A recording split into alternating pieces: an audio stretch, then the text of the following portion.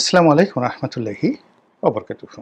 সম্মানীয় দর্শক, 2025 সনের ডিসেম্বর মাসের যে বিজয়ের দিবস 16ই ডিসেম্বর, এই 16ই ডিসেম্বরটি মূলত জামাতের রাজনৈতিক জীবনের প্রথম বিজয় দিবস। এত বড় বিজয় জামাতের জীবনে কোনোদিন আসেনি, আর আগামীতে আসবে কিনা একমাত্র আসমানের মালিক মহান আল্লাহ রব্বুল আলামিন জানেন। জামাত 1971 সন থেকে আজ অবধি 16ই ডিসেম্বর এলে তারা দুমড়ে মুচড়ে কুঁচকে যেত। তাদের জবানে ভাষা থাকতো না। সেটা এরশাদ আমল হোক, জিয়া রহমান সাহেবের আমল হোক, বা যে কোনো জমানা হোক, 1971 থেকে একেবারে সেই 2024 সন অবধি পুরো 16ই ডিসেম্বর ছিল তাদের জন্য একটি কেয়ামত, পুলসিরাতের রাস্তা। হাসর নসরের যে কষ্টের কথা বলা হয়, ঠিক পৃথিবীতে যদি ওইরকম কোনো কষ্টদায়ক কোনো ঘটনা থাকে, সেই ঘটনার দিবসটি হলো 16ই ডিসেম্বর। এই দিন জাতীয় প্যারেড ময়দানে বা দেশের অন্য যে জায়গাগুলোতে কুচকাওয়াজ হতো, সেনাবাহিনীর বুটের আওয়াজ, তাদের লেফট রাইট গার্ড সাবধান, তাদের রণসঙ্গীত কিংবা যাকে বলা হয় তাদের জাতীয় সঙ্গীত, তাদের সেলুট দেওয়ার প্রকৃতি ধরন, সব কিছু অনেকটা হাতুড়ি হয়ে, পেরেক হয়ে, গজাল হয়ে জামাতের যারা নেতৃবৃন্দ রয়েছেন, নেতাকর্মী রয়েছেন, তাদের বুকের মধ্যে রীতিমতো রক্তক্ষরণ তৈরি করত। এই প্রথমবার তাদের সেই রক্তক্ষরণ বন্ধ হয়েছে যখন স্বাধীন বাংলাদেশের পতাকা পতপত করে আকাশে উড়ত এই 16ই ডিসেম্বর তারিখে। তাদের মনে হতো কে যেন তাদেরকে মারছে, কে যেন তাদেরকে গালাগাল করছে, কে যেন তাদেরকে তাড়া করছে, ধাওয়া দিচ্ছে। ওই বুঝি মুক্তিযুদ্ধ শুরু হলো, ওই বুঝি মুক্তিযোদ্ধা এলো, ওই বুঝি কেউ তাদেরকে গালাগাল দিল। কিন্তু এবার তারা ঈদের উৎসবে উদ্বেলিত ছিল। যে পতাকা একটা সময় তাদের আতঙ্কের বিষয় ছিল, যে পতাকা নিয়ে মুক্তিযোদ্ধারা সদম্ভে ঘুরে বেড়াতো, রিকশাওয়ালা ঠেলাওয়ালা থেকে শুরু করে রাজপথে যারা সেই টেম্পু চালাতো, এমনকি ঠেলা গাড়ি চালাতো, তারা গত 54-55 বছর ধরে বিজয়ের মাসে পতাকার রং গায়ে মেখে জাতীয় পতাকার ছোট্ট একটি, যাকে বলা হয় সেই প্রতিচ্ছবি বা একটি পতাকা, তারা তাদের ঠেলা গাড়িতে, রিকশাতে, টেম্পুতে তারা টানিয়ে তারপর শেষে অহংকার করে বেড়াতো, বিজয়ের অহংকার, স্বাধীনতার অহংকার। এইবার সেই সকল পতাকা চলে গেছে জামাতের হাতে। যারা পতাকার মালিক বলে এতকাল ধরে নিজেদেরকে প্রচার করত, সেই পতাকা পুরোটাই এবার জামাতের দখলে। বিএনপি, আওয়ামী লীগ তো নেই, অন্যান্য রাজনৈতিক দল যেটা কল্পনাও করতে পারেনি।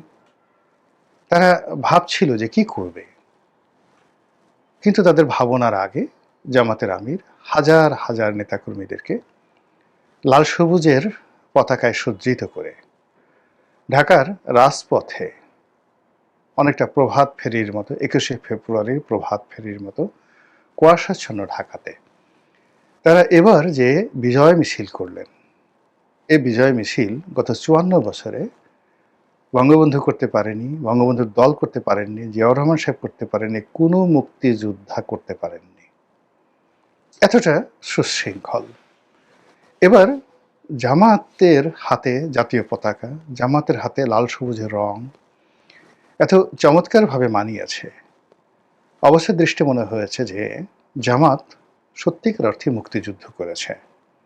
তারা একটি মুক্তিযোদ্ধার দল। তাদের হৃদয়ে সেই বাঙালির প্রেম, মুক্তিযুদ্ধের আদর্শ এ সবই টগবগিয়ে ফুটছে। তারা সত্যিকার একটি ঈমানদার দল, একিনদার দল। তারা মুনাফিক নয়, তারা মুক্তিযুদ্ধকে বিক্রি করে না, তারা মুক্তিযুদ্ধ নিয়ে রাজনীতি করে না। তারা সত্যিকার অর্থেই যেই মুক্তিযোদ্ধার যে চরিত্র, নীতি এবং আদর্শ যেভাবে থাকা দরকার, এটা কেবলমাত্র জামাতের মধ্যে আছে। জামাতের আমিরে জামাত জনাব ডক্টর শফিকুর রহমান মাদ্দা জিল্লুহুল আলী আলা হজরত, তিনি যে দৃঢ়তা নিয়ে গাড়ির মধ্যে দাঁড়িয়ে সেই প্রভাত ফেরির অনুষ্ঠানে তিনি যেভাবে বের হয়েছেন 16 ডিসেম্বর তারিখে, গত 54 বছরের কোনো রাজনৈতিক দলের নেতা কি এভাবে বের হয়েছে? না, হয়নি, একজনও না। দেখান। কোনো সেনাবাহিনীর প্রধান কি বের হয়েছে? কোনো অন্তর্বর্তীকালীন সরকার, তত্ত্বাবধায়ক সরকার, কোনো মুক্তিযোদ্ধা কমান্ডার, বাংলাদেশে তো একটা মুক্তিযোদ্ধা মন্ত্রণালয় আছে, সেই মন্ত্রণালয়ের মন্ত্রী, কিংবা মুক্তিযোদ্ধাদের যে কেন্দ্রীয় কমান্ড কাউন্সিল সেটার একজন চেয়ারম্যান থাকেন, তারা এই গত 54 বছরে জামাতের আমিরের মতো এভাবে সুসংগঠিত হয়ে ভোর 6টার সময় বা 5টার সময়, মানে তারা যে মিছিলটা আয়োজন করেছে, আমার ধারণা যে একেবারে সূর্য ওঠার আগে। তো সূর্য ওঠার আগের এই অনুষ্ঠানটা আয়োজন করতে তাদেরকে মূলত তাহাজ্জুদ নামাজ পড়ে বের হইতে হয়েছে ঘর থেকে 2টোর সময়। তো বাংলাদেশের কোনো রাজনৈতিক দলে ঘোড়ার ডিমের এত তাহাজ্জুদ তো দূরের কথা, 5 ওয়াক্ত নামাজই পড়ে না, অনেকে প্রস্রাব করে পানি নেয় না। এখন হয়তো তারা দেখা যাচ্ছে যে টিস্যু পেপারটা ব্যবহার করে, প্রাকৃতিক কর্ম, কিন্তু 1971 সনে এরা বেশিরভাগ ক্ষেত্রে পাট খেতে গিয়ে কাজকর্ম করে হ্যাসল দিত। তো সেখানে জামাতের লোক তো এই কাজ করে না। জামাত আগেই ওযু করতো, গোসল করতো, পানি ব্যবহার করতো, আতর মাখতো। তো বোঝার চেষ্টা করেন, তাদের একটা পবিত্রতা রয়েছে। তো সেই তাহাজ্জুদ নামাজ পড়ে রাত 2টার সময় বিভিন্ন নেতাকর্মীরা রাজধানীর বিভিন্ন এলাকা থেকে এসে তারা একটা জায়গাতে জড়ো হয়েছে। তারপরে সেখান থেকে তারা মিছিল করেছে। হাজার অগণিত মানুষ, কত 10,000, 20,000, 50,000, এমনকি 1 লাখও যদি হয়, অস্বাভাবিক নয়। এটা অতীতে কোনো রাজনৈতিক দল পারেনি। এরা রাত 2টার সময় আপনি বিএনপির লোকদেরকে যদি বলেন, একজনকে এই বিএনপি যারা এমপি প্রার্থী হয়েছে তাদেরকে যদি রাত 2টার সময় আসতে বলতেন যে তোমরা ইঞ্জিনিয়ারিং ইনস্টিটিউশন যেটা আছে রমনার ওখানে, রমনা পার্কের উল্টো দিকে, এখানে রাত 2টার সময় আসবা, তারপর তাহাজ্জুদ নামাজ পড়বা জামাতে, তারপরে এই সকালবেলা বিসমিল্লাহ 6টার সময় আমরা সবাই সারিবদ্ধ হয়ে একেবারে মিলিটারি কায়দায়, সেনাবাহিনী যেভাবে মার্চ ফার্স্ট করে, যেভাবে কুচকাওয়াজ করে, সেখানে যে ধরনের বিভিন্ন ব্যাটালিয়ান, বিভিন্ন রেজিমেন্ট, বিভিন্ন আর্মোরার ইউনিট, তারা যেভাবে আলাদা থাকে, ওভাবে বাংলাদেশের এই ঢাকা শহরের যে সংসদীয় আসনগুলো আছে, তোমরা এইভাবে 17টি ভাগে বা 20টি ভাগে আলাদা রেজিমেন্ট তৈরি করে প্রত্যেকটা রেজিমেন্টের দলে সামনে সেই তোমাদের প্রার্থীরা থাকবে আর পেছনে নেতাকর্মীরা থাকবে, যেন আমরা বুঝতে পারি কোন রেজিমেন্টে কত লোক আছে। কাজে এক একটা ইউনিটে যদি 2,000 লোক করে থাকে, 17 দেখুন 34,000 লোক তোমরা উপস্থিত হবে।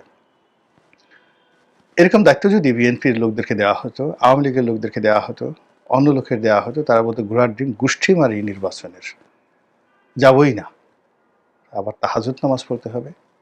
কিন্তু জামাতের যারা লোকজন আছে তারা দেখেন, আমি হয়তো আপনারা এর মধ্যে স্যাটায়ার খুঁজতে পারেন, কিন্তু 2টোর সময় যখন উঠছে, যে লোকটা 2টোর সময় উঠছে, যে 5 ওয়াক্ত নামাজ কালাম পড়ে রাতে 2টার সময় যে কোনো একটা কাজে উঠলে সে রেগুলার তাহাজ্জুদ গুজারি না হলেও ওই দিন সে তাহাজ্জুদ নামাজ পড়বে।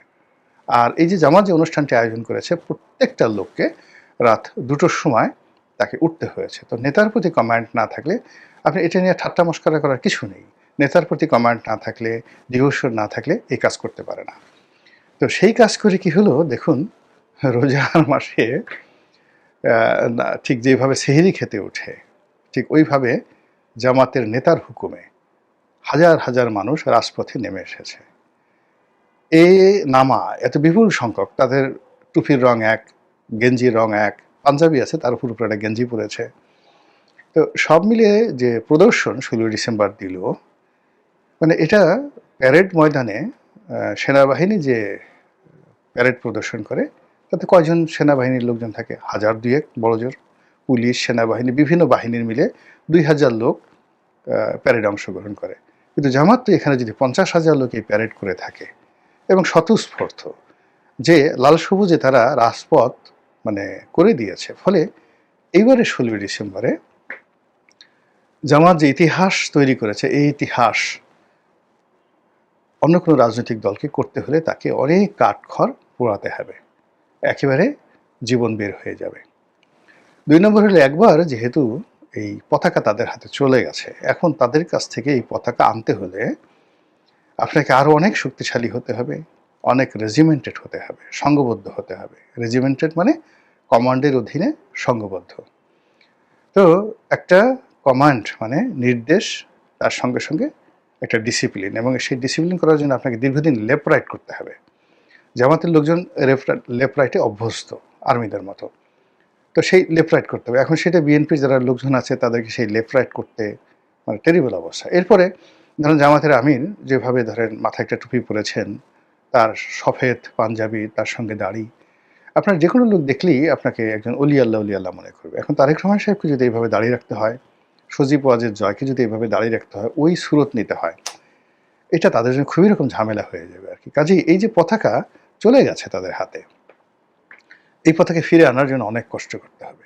থার্ডলি, জামাত এই কাজটা করেছে যে কাজ নিয়ে আপনি কোনো বিতর্ক করতে পারবেন না। মানে এই যে প্রভাত ফেরির সময় সকালবেলা এই যে আসছে, মিছিল করেছে, 71-এর পক্ষে কথা বলেছে, মুক্তিযুদ্ধের পক্ষে কথা বলেছে, তারপর হাতে পতাকা তুলে নিয়েছে, এই কথা নিয়ে আপনি কোনো শব্দ করতে পারবেন না।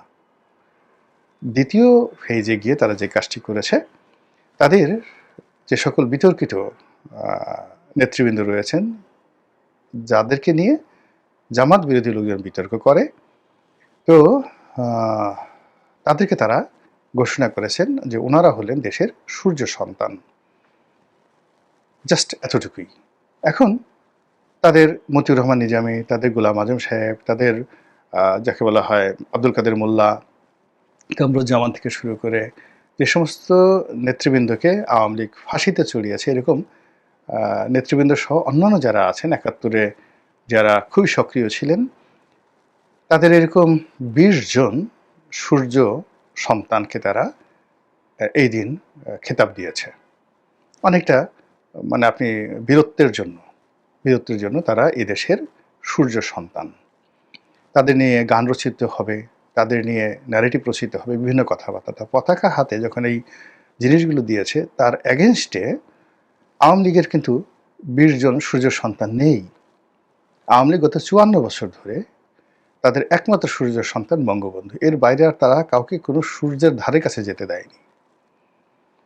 বিএনপির একই অবস্থা, একমাত্র শহীদ প্রেসিডেন্ট জিয়াউর রহমানের স্বাধীনতার ঘোষণা মাধ্যমে তাকে মুক্তিযুদ্ধের সূর্য সন্তান বানানো ছাড়া বিএনপির দ্বিতীয় কোনো লোক সূর্যের ধারে কাছে, দূরের কথা চাঁদের ধারে কাছে যেতে দেয়নি। আর সেখানে প্রায় 1 কোটি লোককে, 20 জন লোককে তারা একত্রে সূর্য সন্তান বানিয়ে একটা মনুমেন্ট তৈরি করে ফেলেছে। এই অসম যুদ্ধে জামাতের সঙ্গে জেতা খুবই একটা কঠিন একটা বিষয়। এরপর এই 2025 সনে তারা যে কাজগুলো করে দিয়েছে, সেই কাজগুলোর মানে আগামীতে আবার নতুন করে চালু করা, নতুন করে ন্যারেটিভ তৈরি করা, নতুন করে মুক্তিযুদ্ধের যে প্রচলিত ইতিহাস, সেই ইতিহাস আবার নতুন করে স্মরণ করা, অথবা এই জামাত যে এই বছর নতুন ইতিহাস তৈরি করলো, সেই ইতিহাসকে আবার মুছে দেওয়া, এটা এত সহজ হবে বলে আমার কাছে মনে হচ্ছে না। মহান আল্লাহ আমাদের সবাইকে হেদায়েত দান করুন এবং হেফাজত করুন। আসসালামু আলাইকুম ওয়া রাহমাতুল্লাহি ওয়া বারাকাতুহু।